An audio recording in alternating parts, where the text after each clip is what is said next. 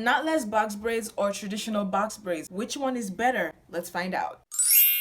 Hi there, beautiful person. Welcome back to my channel, and if you are new, a very special welcome to you. On this channel I talk entirely about natural hair care, so if that is something you are interested in, go down below and subscribe to this channel and hit the bell as well so you get notified every single time I post a new video. You don't want to miss it. Today I'm going to compare the traditional box braids and the knotless box braids, and I'm going to let you decide which one you think is better. So when you watch this video to the end, make sure that you drop a comment stating which one you prefer. I'm going to be comparing them on 7 bases, which covers everything you're going to experience from the time of installation to the time of takedown.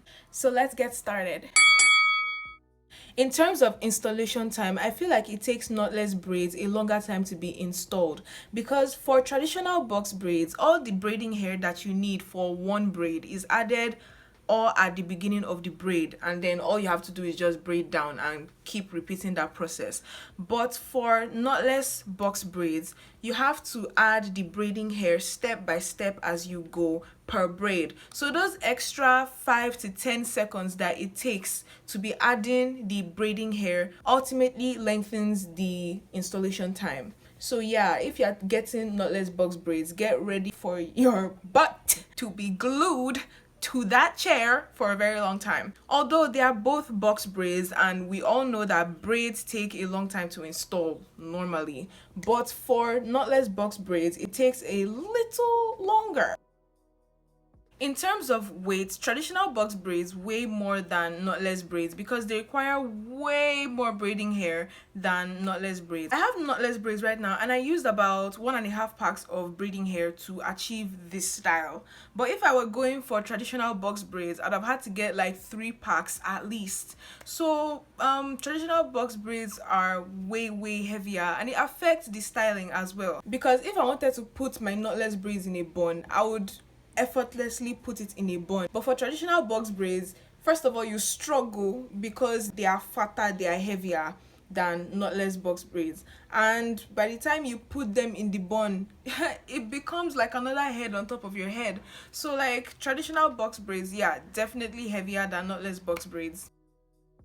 I'd say for knotless box braids, there is absolutely like zero tension on your scalp, no tension whatsoever. From the very moment that you get them in, you can roll them up in a bun and go to bed. Like, no tension whatsoever. I have knotless braids right now, and I can testify that the same day that I had them in, I could flip them, I could bun them, I could just do anything. There was no tension on my scalp whatsoever.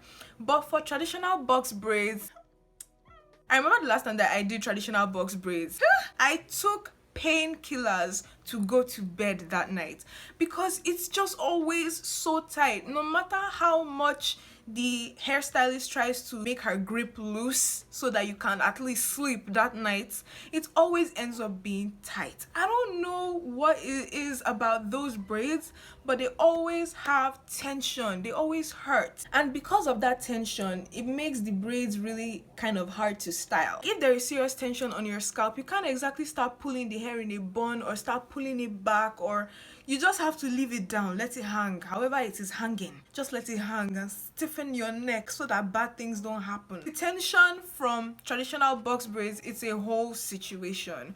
But for knotless box braids, you can be absolutely sure that there is going to be zero tension on your scalp. Unless your hairdresser is like a very heartless monster and decides to yank your hair from your skull, well, change your hairstylist. So you haven't liked this video yet. I see you, but it's okay. You're probably enjoying this video a little too much and then you forgot. I'm gonna give you time right now. Go down there right now and like this video. Like this video for me, please. In my opinion, whether or not they last actually depends on you. It is fact that knotless braids get frizzy really quickly. If you've had them for 2 weeks, it looks like you've had them a month. But the thing is, once they get frizzy, it doesn't get worse than that till whenever you feel like taking it out. So if frizz is a really big issue for you, then I don't think you should go for knotless braids because they always frizz up, always. There is no pros and cons video that you will watch about knotless braids that they don't mention the fact that it freezes up really quickly. But for traditional box braids, they don't freeze up as fast, so it looks like they last longer. But for someone like me that doesn't really care about frizz, I've had my braids now for over a month and I'm pretty sure I can still carry it till 6 weeks because frizz doesn't really bother me. So as they are frizzy is how I am carrying them. I really don't mind, I really don't care. So whether or not they last depends entirely on your preference. If you're a frizz embracer like me, then they're going to last. I'd say knotless braids are of higher maintenance because the braids start with your natural hair and your hair is pretty much exposed in comparison to the traditional box braids where your hair can be tucked into the braids. So for knotless box braids, your hair is exposed, so you have to keep taking care of your hair. But then again, when your hair is in a protective style, you are actually still supposed to be taking care of your hair. So for knotless braids, since your hair is very exposed, you have easy access to your hair to take care of your hair. You can easily moisturize your hair, wash your scalp, oil your scalp, all that good stuff because you have direct access to your scalp and to your hair. Unlike traditional box braids where your hair is tucked inside the braiding hair. So in order to get to it, you have to just, do what you gotta do and hope that all that moisture and everything else that you're doing to your hair gets to your hair through the braiding hair.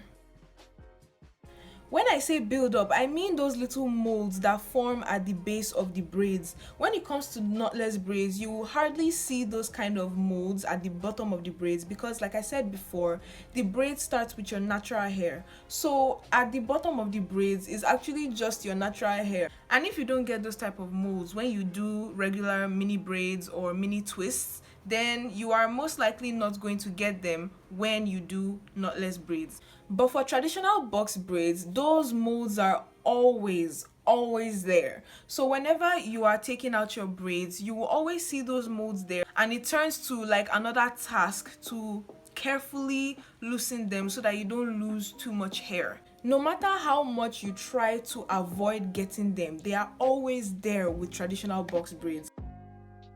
So you've had your braids, you have enjoyed them, you've taken a lot of pictures, and now it is time to take them down. For knotless braids, it takes a longer time to take them down, just as it takes a longer time to install them, and for the same reason. You have to be removing the braiding hair that they added one by one. So it takes a longer period of time to take them down than traditional box braids. Bonus tip, if you are the kind of person that likes to reuse braiding hair, for knotless braids, you can't reuse the braiding hair because for knotless braids, when you cut the braid and you are taking the braid down, each piece of braiding hair that you remove is shorter than the other. So like you have braiding hair of different lengths and you can't really start sorting through all of that. But for traditional box braids, when you cut the braid and you take it down, the braiding hair is shorter than before, but all the pieces of braiding hair are relatively the same length. The only thing is that they will have a blunt end, which you can actually pick and reuse again. So if you are the type of person that wants to reuse the braiding hair, then you should probably go for traditional box braids. But if you don't mind throwing all the synthetic hair away, then knotless braids should be your gig. Now that we've compared the two, comment down below which one you prefer and why.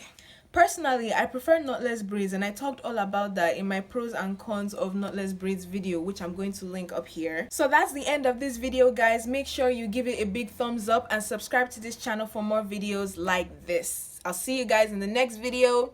Bye!